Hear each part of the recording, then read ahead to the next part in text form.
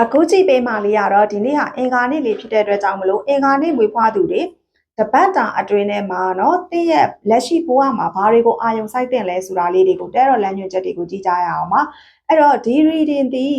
လမ်းညွှန်ချက်တွေကိုယ့်ရဲ့အားသာချက်အားနည်းချက်တွေကိုထောက်ပြမဲ့ reading ဖြစ်ပါတယ်ကံကြမ္မာနမိတ်တွေကိုပြောမှာမဟုတ်ပါဘူးဒါကြောင့်မလို့ကံကောင်းခြင်းဘယ်တော့ရမလဲဆိုပြီးတော့စောင့်နေတဲ့သူတွေနဲ့တော့တိတ်ပြီး energy ကညီမှုရှိမှာမဟုတ်ဘူးကိုယ့်ရဲ့ personal development အတွက်ကိုပြင်ကြမဲ့အရာတွေကိုအမြန်ဆုံးပြင်ကျင်တယ်ဆိုတဲ့သူတွေအတွက်ပို့ပြီးတော့ကညီမှာပဲဖြစ်တယ်ပေါ့နော်အဲ့တော့တပတ်အတွင်းထဲမှာဘာတွေ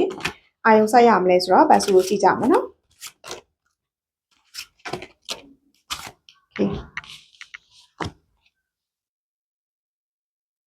ကလေးကထွက်လာပါပြီဒီ Kings of Wands ကလေမနက်တုန်းကငွေကြေးနဲ့အလုပ်ကိုင်အင်္ဂါလေးမွေးဖွားသူတွေအတွက်ပဲပြောထားတဲ့အထက်မှာလည်းဒီကတ်ကြတယ်ပေါ့နော်အဲ့တော့ဒီကတ်ကဆိုလို့ရှိရင်တော့ခေါင်းဆောင်မှုနဲ့ဥဆောင်နိုင်စွမ်းကိုပြတဲ့ကတ်အဲ့တော့ဒီတပတ်အတွင်းထဲမှာဆိုလို့ရှိရင်တော့တင့်ရဲ့ဥဆောင်နိုင်မှုအရေးအချင်းတွေ management တွေနော်ဒါ leadership တွေဒါတွေကိုပို့ပြီးတော့တတိထားဖို့ကိုပြောနေတာပဲဖြစ်တယ်ပေါ့နော်အဲ့တော့အာယုံဆိုင်ရမယ့်အရာကတော့ဥဆောင်နိုင်စွမ်းကိုဒါအာယုံဆိုင်ရမယ်ပေါ့နော်တဲ့ရဲ့ခေါင်းဆောင်မှုပါဝါတွေကိုဒီတစ်ပတ်အတွင်းထဲမှာအာယုံသေးသေးချာဆိုင်ရမယ်ခေါင်းဆောင်တယောက်အနေနဲ့ပေါ့နော်လိုအပ်လာပြီဆိုတဲ့အခါကြလို့ရှိရင်လည်း leadership skill တွေထပ်မံဖြည့်ဖို့လိုအပ်လာပြီဆိုတဲ့အခါကြလို့ရှိရင်လည်းသင်တန်းတွေတက်တာကိုယ့်ရဲ့ skill တွေကိုထပ်မံဖြည့်ဆည်းတာဒါမျိုးတွေပြုလုပ်ဖို့လိုပါတယ်အဓိကကတော့အနှစ်နှစ်လာကသင်လှုပ်ဆောင်ထားခဲ့သမျှအရာတွေဒီအခုချိန်မှာအရာထင်တော့မှဖြစ်တဲ့အတွက်ကြောင့်မလို့သင်ကဒါခေါင်းဆောင်မှုနေရာတနေရာဩဇာလွှမ်းမိုးနိုင်တဲ့နေရာတနေရာကိုရောက်ရှိတော့မှဖြစ်တဲ့အဲ့ဒီနေရာနဲ့ကိုက်ညီတဲ့နော်စီမံခန့်ခွဲမှုဥဆောင်နိုင်မှုတွေအရေးအချင်းတွေကတော့လိုအပ်နေပြီဒါတွေကိုဒီတစ်ပတ်အတွင်းမှာအာရုံစိုက်ပေးပါလို့ပြောထားတဲ့ကပ်ပဲဖြစ်တယ်ပေါ့နော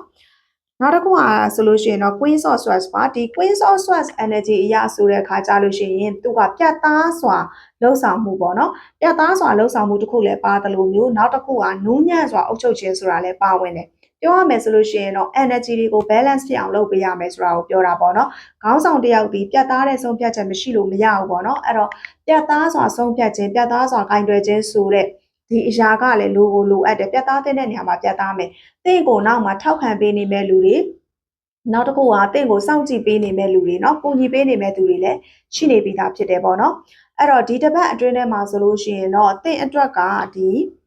ရဝင်းမြေချာနဲ့ပတ်သက်တဲ့အလုပ်အကိုင်တွေလုပ်ကိုင်ဆောင်ရွက်ဖို့လည်းရှိနေတယ်ပေါ့နော်အဲ့ဒီအရာတွေနဲ့ပတ်သက်ပြီးတဲ့အခါကြလို့ရှိရင်လည်းပြသားသားဂိုင်းတွယ်ဖို့လိုတဲ့အခါမှာပြတ်သားစွာဂိုင်းတွယ်ပါဆုံးဖြတ်ချက်တွေချဖို့တွေ့ဝေနေတာတွေရှိမယ်ဆိုလို့ရှိရင်လည်းတွေ့ဝေမှုထက်ပြတ်သားမှုကတင့်ကိုပို့ပြီးတော့ခရီးရောက်စေမယ်တင့်ကိုပို့ပြီးတော့ဩဇာလွှမ်းမိုးမှုတွေရှိစေမယ်ဆိုတာလေးကိုပြသနေတယ်ပေါ့နော်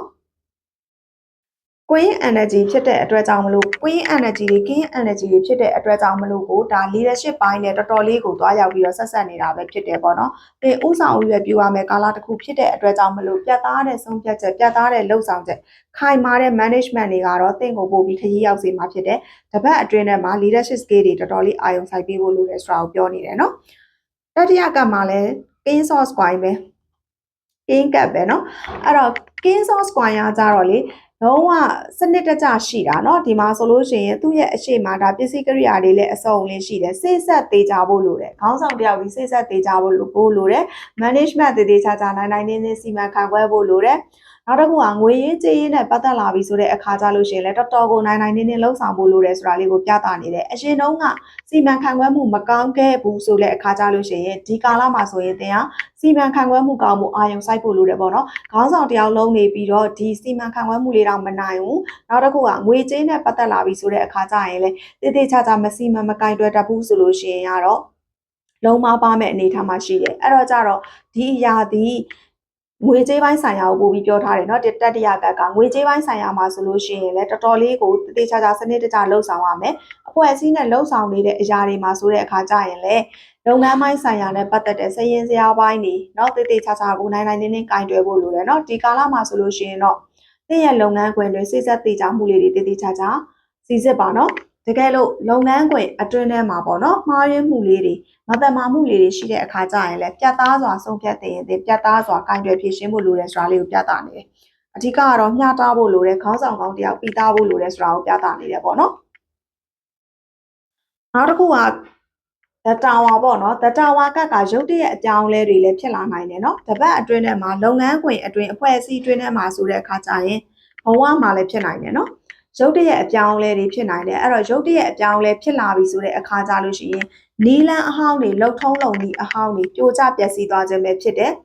ပြောင်းလဲခြင်းဟာကောင်းသောပြောင်းလဲခြင်းဘက်ကိုဥတည်သွားလိမ့်မယ်ပေါ့နော်ဒီမှာတတဝါဒီ negative cut ဆိုတာထက်ဒီရှေ့ရကျလာတဲ့ cut တွေနဲ့သွားရောက်ဆက်ဆက်ပြီးတော့ခြုံငုံကြည့်ချက်အရာဆိုလို့ရှိရင်တော့ဒီ cut ဒီကောင်းသောပြောင်းလဲခြင်းဘက်ကိုသွားလိမ့်မယ်အဖွဲ့အစည်းအတွင်းထဲမှာလုပ်ငန်းခွင်အတွင်းထဲမှာကိုယ့်ရဲ့ဘဝမှာဘယ်အပိုင်းကဏ္ဍမှာမဆိုစနစ်မကျတဲ့အရာတွေ management နိုင်မလုပ်ခဲ့တဲ့အရာတွေ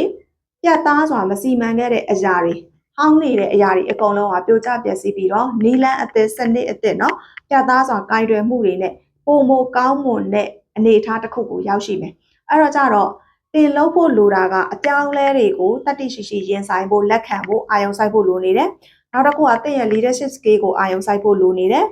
စိတ်ဆက်သေးကြမှုကိုတည်တည်ချာချာပြန်ပြီးတော့ထပ်မံအာရုံစိုက်ဖို့လိုတယ်ဆိုတာလေးကိုပြသထားတာပဲဖြစ်ပါတယ်အဲ့တော့ဒီ energy တွေနဲ့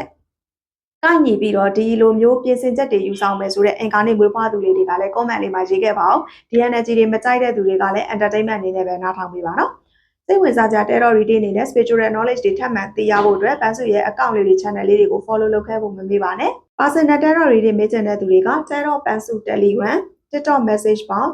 Facebook page messenger တွေကနေပြီးတော့ Tarot မေးချင်ပါတယ်ဆိုပြီးစာလေးပို့လိုက်ပါအဲ့ဒီမှာဝယ်ယူမေးမြန်းလို့ရမယ် package လေး၄ခုပြန်ပြီးတော့ပို့ပေးပါလိမ့်မယ်နော်ကျေးဇူးပါပန်းစုပါ